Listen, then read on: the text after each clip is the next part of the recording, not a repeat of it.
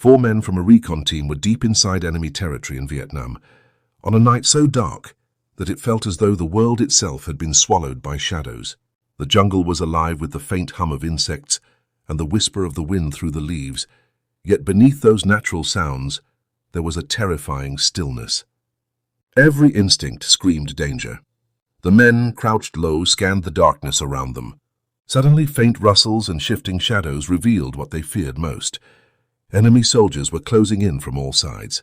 They were boxed in. There was no escape. The realization hit them like a punch to the gut. Their worst nightmare had come true. They had been discovered. In the silence of that black night, the tension was unbearable. The team leader whispered into the radio, his voice barely audible but steady, sending a desperate call for help.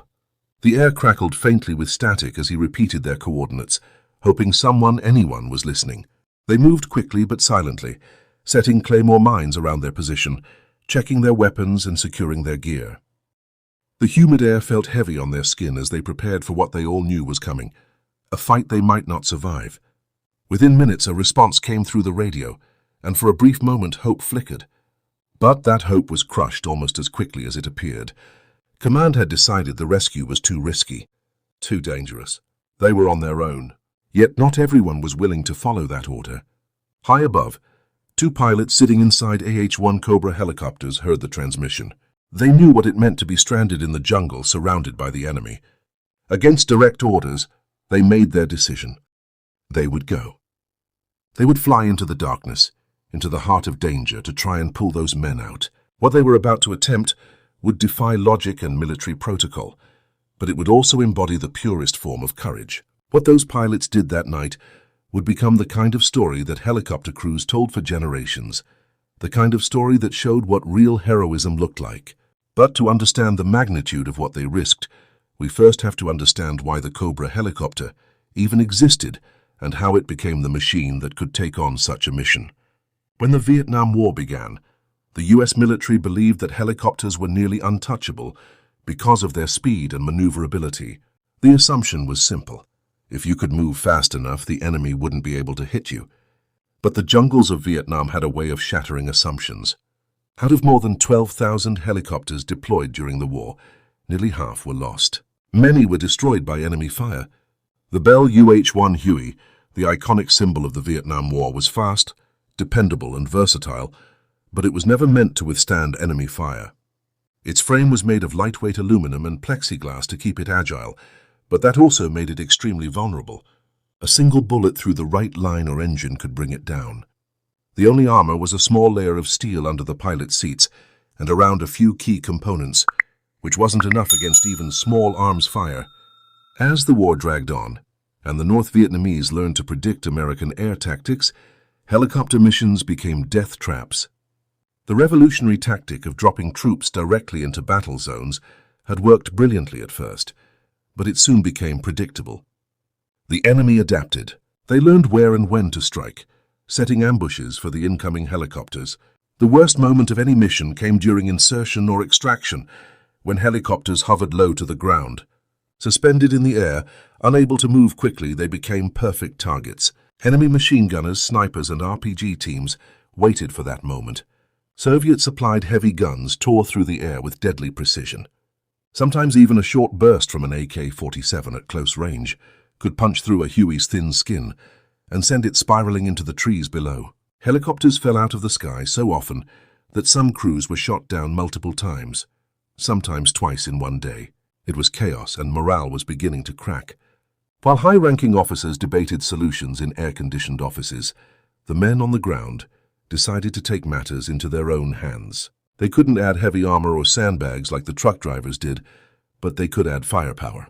At first, Huey crews had no mounted guns, only their personal weapons. That changed quickly. The crew chief would mount an M60 machine gun using improvised mounts, sometimes strapping it down with rope or bungee cords. He'd cover one side of the aircraft, firing at anything suspicious on the ground. It wasn't perfect, but it made a difference. Soon, a fourth man was added to the crew, the door gunner. He covered the opposite side, laying down suppressive fire during takeoffs and landings. These door gunners became vital. They weren't just passengers. They were defenders, mechanics, and brothers in arms. Their guns spat lead in every direction during hot extractions, keeping the enemy's heads down and giving the pilots a fighting chance. The success of these modifications gave birth to a new idea. What if a helicopter was built for attack, not transport? Some Hueys were transformed into gunships. They carried rocket pods, grenade launchers, and multiple machine guns. They could escort transport helicopters and provide devastating close air support. But the Huey gunship had limits. It was heavier, slower, and couldn't stay in the air long enough for prolonged fights. It wasn't designed for combat. It was being pushed beyond its purpose. The military needed something new, something faster, leaner, and deadlier. Bell Helicopter took up the challenge. They stripped the Huey down to its essentials, keeping its reliable engine, rotor, and transmission, but placing them in a narrow, aerodynamic fuselage. The result was a completely new machine, the Model 209. It was fast, agile, and purpose-built for attack. The Army loved it. Since the AH-56 Cheyenne attack helicopter was still years away from production, the Army urgently approved the new Bell design. Thus, the AH1G Cobra was born, the world's first dedicated attack helicopter.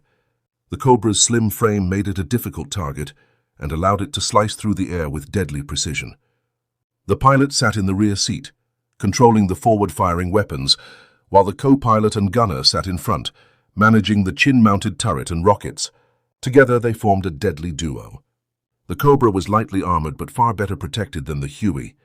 It had armored seats, a self-sealing fuel tank, and pilots wore ceramic chicken plate armor to protect against bullets coming through the windshield.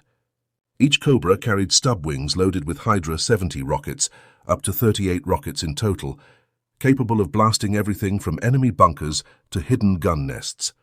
In the nose turret sat two of its deadliest weapons. The M134 minigun, capable of firing thousands of rounds per minute, and a 40mm automatic grenade launcher that could rain explosive fire across a wide area. The Cobra could unleash hell in seconds, and it quickly became the most feared helicopter in Vietnam. Pilots adored it. It was fast, up to 219 kilometers per hour, and could fly incredibly low, hugging the treetops or rivers in nap-of-the-earth flight. This allowed it to stay hidden from radar and surprise enemy forces. But flying that low was dangerous. One mistake could mean clipping a tree or hitting the ground, and the Cobra was unforgiving to pilots who lost focus. It demanded precision, nerve, and complete trust between pilot and gunner. By 1968, nearly 300 Cobras were operating in Vietnam. They replaced Huey gunships in attack roles, escorting transport helicopters, providing close air support and turning the tide of countless battles. To American soldiers pinned down in the jungle, the sound of the Cobra's rotor blades was the sound of salvation. To the enemy, it was the hiss of a deadly predator they called the snake.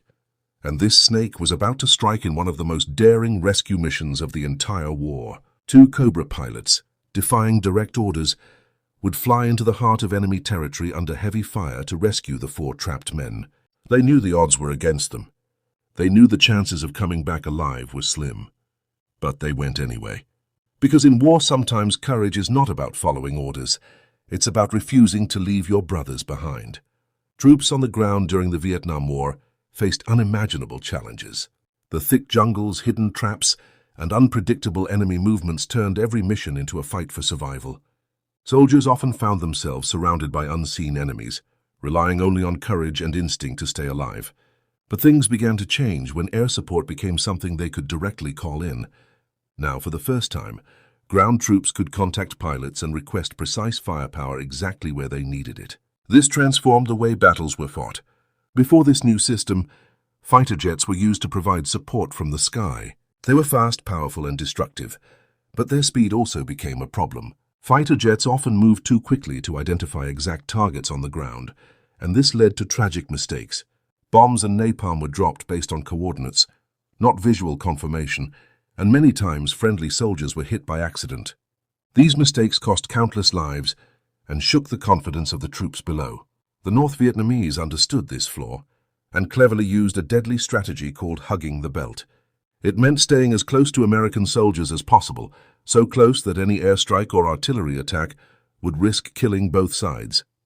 This tactic made the use of air support dangerous and often impossible. But everything changed when the AH-1 Cobra helicopter entered the battlefield. The Cobra was a game-changer. It could fly low, hover, and attack with incredible accuracy. Unlike the fast fighter jets, the Cobra's pilots could actually see where to fire. They could aim their rockets and guns precisely, hitting the enemy without endangering friendly troops. For the soldiers on the ground, hearing the distant roar of a Cobra's rotors meant hope. It was a symbol of safety, a machine that could turn a desperate fight into survival. Cobras also became the protectors of the famous Huey helicopters, escorting them during missions to drop troops or rescue the wounded from deadly zones. But soon a new idea emerged, one that was either brilliant or insane depending on who you asked. It was called the Hunter-Killer mission. This was a daring operation where the Cobra worked together with a smaller helicopter known as the AH-6 Loach. The men flying these small helicopters were fearless. Their aircraft looked fragile, almost like a toy, but their mission was among the most dangerous of all. The Loach pilots would fly low and slow, scouting areas suspected of enemy activity. Their purpose was to attract enemy fire, to expose hidden positions acting as bait. While they did this, the Cobras hovered high above, waiting to strike. When the Loach spotted something suspicious or started taking enemy fire, the two-man crew would throw smoke grenades to mark the spot and then pull away as fast as possible, hoping they wouldn't be shot down before escaping. Seconds later, the Cobra would dive in, unleashing rockets and minigun fire on the marked location, obliterating anything that moved. These missions were incredibly effective. The enemy soon learned that firing at a small, slow helicopter might bring instant destruction from above. But this deadly partnership came at a cost. Many Loaches were hit and destroyed, their brave pilots sacrificing their lives to complete the mission. The Cobras, too, faced devastating losses. During the peak of the Vietnam War, nearly 1,000 Cobras of various versions were deployed, flying over 1 million combat hours. Around 300 were shot down, meaning almost 1 out of every 3 never made it back. Yet even with such danger, the Cobra was unmatched in its role. During Operation Lam Son, for example, 26 Cobras were shot down in just 6 weeks. Despite the risks, no other aircraft could perform its mission better. It became the most reliable and deadly weapon for troops under fire. But what truly showed the Cobra's power wasn't just its design, it was the courage of the men who flew it. One mission in particular became the stuff of legend. On June 18, 1968, deep behind enemy lines in South Vietnam, a 4-man long-range reconnaissance patrol was operating in silence. These men, part of a covert wildcat team, were tasked with gathering intelligence about enemy movements. Long-range missions were among the most dangerous of all. The small teams worked alone, far from any help, and if discovered, they were usually doomed. That night, around 9 o'clock, the team leader, Sergeant David Hill, looked through his starlight scope, an early night vision device. What he saw made his heart sink. Enemy soldiers had surrounded them on 3 sides, and within moments the 4th side was blocked too. They were trapped in an open rice paddy, surrounded by nearly 80 enemy troops who were closing in. The 4 men quietly lay down in a narrow water buffalo trail, setting claymore mines in every direction. They positioned themselves back to back, each man covering one angle, waiting for the inevitable attack. They knew they wouldn't survive until morning. Private First Class Robert Elner whispered into the radio, sending a desperate call for help. He requested any available artillery, air support, or extraction, but their location was deep in hostile territory. Command hesitated. Sending help could mean losing even more lives. For a moment it seemed no one would come, but one man decided otherwise. At a nearby base near Saigon, First Lieutenant Larry Taylor heard the distress call. Without hesitation, he and his co-pilot, Joe Ratliff, climbed into their AH-1 Cobra helicopter, call sign Dark Horse 32. Another Cobra, piloted by Captain Roger Tricker and Captain Richard Driggs, joined as their wingmen. The 2 helicopters raced through the night toward the trapped team's coordinates. The sky was pitch black, and there were no lights on the ground, no way to see the terrain. This was before modern night vision existed, meaning they had to rely solely on radio direction and instinct to locate the 4 men. After 20 tense minutes, the Cobras arrived in the area and made radio contact with the team. Taylor didn't want to fire until he knew exactly where they were. One wrong shot could kill the very men he was trying to save. The plan was that once the Cobra flew directly over their heads, The team would confirm it. They did, but the pilot still couldn't see them clearly. Taylor then requested that they fire a flare. The team knew this would expose them, but they had no choice. The flare shot into the air, lighting the night sky like day, and instantly, enemy soldiers opened fire from all sides. Bullets and tracers streaked through the air. The Cobras dove into the fight, unleashing miniguns and rockets in every direction. For 45 intense minutes, the air was filled with gunfire and explosions. Both Cobras were hit several times, but they kept fighting. Taylor called for a rescue Huey helicopter, but the response crushed him. The rescue was cancelled due to heavy fire. No one was coming. Taylor and his wingman were ordered to return to base, low on ammo and fuel. Leaving meant certain death for the 4 men on the ground. Taylor refused. He looked at his remaining rockets, calculated his chances, and made a decision that would become one of the most heroic acts of the war. The team radioed that they were completely out of ammunition, with only a few grenades left, grenades they might use on themselves to avoid capture. Taylor told them to set all their claymore mines on one side of the rice paddy. When he gave the signal, they were to detonate the mines and run toward a nearby clearing. He instructed his wingman, now nearly out of fuel, to fire the last rounds and return to base. Taylor stayed behind. He fired his final rockets and bullets, then turned on his helicopter lights to draw enemy fire toward himself, giving the team a chance to run. Under heavy fire, he brought the Cobra down and landed in the clearing. The helicopter had no space for passengers, just 2 seats, but the team didn't hesitate. They sprinted toward it, throwing their last grenades behind them, and clung to the skids and rocket pods. They were on the ground for only 10 seconds before tapping twice on the canopy. The signal to go. Taylor lifted off carefully, flying low and slow so the men wouldn't be blown off by the rotor wash.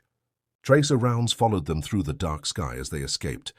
He had 20 minutes of fuel left for a 25-minute flight. Somehow he made it. Once clear of enemy territory, Taylor gently landed near friendly lines, allowing the rescued team to jump off safely. They saluted him before he flew back to base, his fuel almost gone. That night, the 2 Cobras fired more than 32,000 minigun rounds and 150 rockets. Taylor disobeyed orders, but saved 4 lives. He received the Silver Star, later upgraded to the Medal of Honor in 2023, decades after his act of courage. The Cobra helicopter continued to serve throughout the Vietnam War and beyond. While the Huey became less common after the conflict, the Cobra evolved with new technology. Night vision, laser rangefinders, 20mm cannons, and stronger armor. These improvements kept it in service for years, even into Operation Desert Storm in the 1990s. Its modern descendant, the AH1Z Viper, now carries Hellfire missiles and advanced targeting systems, still feared and respected around the world.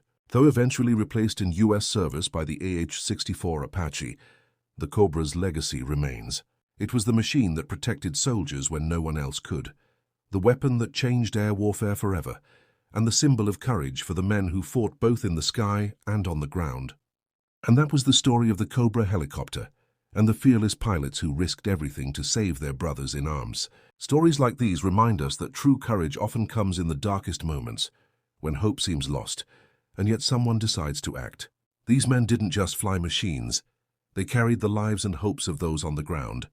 Their bravery still echoes through history, a reminder that heroism isn't about orders, it's about doing what's right no matter the cost. If you want to explore more incredible real-life stories of war, courage and sacrifice, make sure to stay connected with Real Eye, where every story opens your eyes to the truth behind history's most powerful moments.